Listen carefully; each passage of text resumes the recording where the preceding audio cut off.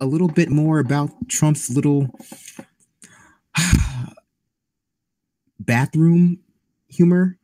But I do want to talk a little. I do want to talk a little bit more about that. I do, because we made a lot of jokes about it yesterday. But this is indicative of a bigger problem, and that is that I think for the first time in history, well, not in history, but at least in my life, we have a president in the intelligence community that is invisible conflict. So we have Trump, who today at his press conference compared the intelligence community to Nazis. And I think it's fair to say, Rand Paul, who did great today, by the way. Rand Paul did great today. Rand Paul came out and basically hinted that the intelligence community is using the specter of these leaks, these unverified leaks that were brought up to literally put pressure on Donald Trump. Yeah, no, go ahead. No, finish. Go ahead. It's fine. No, I was just gonna say, I think that's a really good point. And this dossier, this report or whatever, which is unverified, most of the information has not been corroborated. In fact, there is a post, I shared it earlier. There's a post. 4chan trolls are claiming that at least parts of it is fan fiction written by them. But we haven't seen this at least in recent years. Excuse me. We haven't seen this, like you said, this very openly hostile relationship between the intelligence community and the incoming president. It has not been like this in recent years, and it's interesting. I don't know what other way to put it, but it does pose a suggestion. And I had an interview earlier this evening with Sam Sachs, and one thing that he pointed out was that we've had for months people talking about this Russia narrative, and that Trump is dangerous because you never know what Russia might have on Trump or this, that, and the other. He's like, this report in all its unsubstantiated wonder or whatever has been circulating around the who's who of Washington elite, the who's who of Washington politicos and journalists for months now. So people have seen this. People have had this kind of in the back of their brain anytime they broach the subject about Trump and Russia, and here we are now. So it's definitely interesting and worth a conversation. It's worth a bigger conversation than simply focusing on the more scandalous elements of it, which is the peeing and the Russian prostitutes. I don't care about that stuff. I don't. I'm not in a place to kink shame anybody. I'm not going to be a hypocrite, and I'm not going to bring up my own sex life, but I'm not going to be a hypocrite and think that disqualifies him. Insofar that the Republican Party is the party of family values, it's not. That's always been a joke. I think people are kind of excuse, but what is a problem, also problematic about this report, is that you have Democrats. Chuck Schumer was a good example. He also raised this notion I think maybe a few weeks ago at least, that the intelligence community is being openly hostile to the incoming president.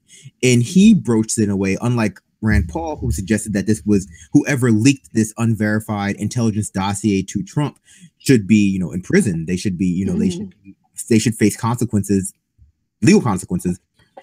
We now have Democrats like Chuck Schumer and I can't think of any other senators, but we definitely have Democrats, people on the left, or not, sorry, I keep saying the left, they're not on the left. We have Democrats, elite Democrats, who are aligning themselves with the deep state. The same deep state that they were blaming for Obama's inability to get anything done. There's this same mission creep, the same deep state whose mission creep, institutional inertia kept us from getting, kept the war machine going, and it was never Obama's fault. Now we have Democrats who are aligning themselves with this. That is so, there is no one who is trying to check. Now there is no one who is trying to check this spy apparatus that has 15 years ago now got us into an illegal war. And before that, it was, what did we learn from the Church Committee? What did we learn from COINTELPRO? What did we learn from what did we learn about the veracity of the intelligence community and the way they operate? All the lessons of the past are going away because now, hey, they don't like Trump either, so that must mean they're friends. And It's very problematic. It's very problematic that people on the left are again people who espouse that they're on the left. I know I upset people. I say Democrats on the left, but that they are aligning themselves with this war machine, for lack of a better word. No, I agree. And there is a sense of that, and I talked about this earlier with Sam, that, it's just a free for all, right? It's like, you got a story, you got something in on this, you're going to come and, do something that's furthering this narrative. It doesn't even matter. We don't got to check your credentials. We don't got to, check your sources, the veracity of the statements being made. Just pile it all in, because it's just like they're just throwing stuff to make something stick finally. But yeah, like I agree though, like the intelligence community, and even when you go back to the report that was released last weekend, that report, it's like, okay, high confidence, moderate confidence. And we really start thinking about like what things mean and what they're actually saying, particularly when we're talking about a report that is about cyber hacking that almost exclusively focuses on a television network, right?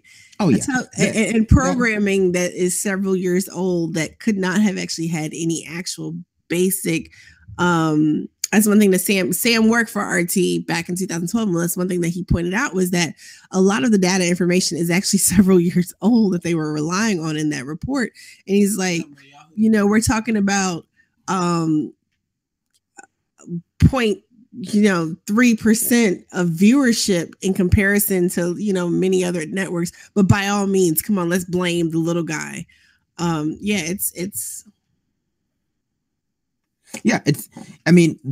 was nothing substantial in those reports. I think anyone who read those reports and didn't read secondhand information about those reports can see that there was nothing of merit, and the language in them was purposely obtuse, purposefully vague. It was 25 pages long. 2 of them were blank. 7 of them were copy and pasted from an early report. A bunch of them were another page was just a detailed schematic for how do you interpret the language we're going to use here, the very vague language. But I think most people are just going to read the secondhand articles. They're going to say, well, my senator thinks that it happened in Russia, but Bernie Sanders also believes this. So it comes back to sort of people are getting their knowledge secondhand, and they're not actually going to the report and reading the report.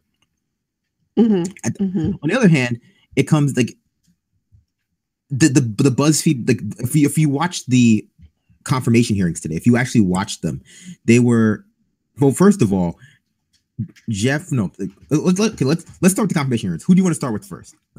Where should we start? I mean, we can start with Pedersen. I mean, because Pedersen started today, even though session started yesterday. We can start with Pedersen. I will say this though: if BuzzFeed is going to start publishing fan fiction, I'm going to send them some stuff I've been working on.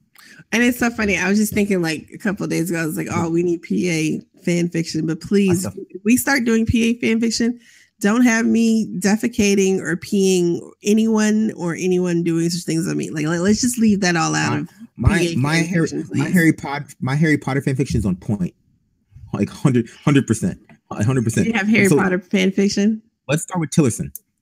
Let's start with Pedersen.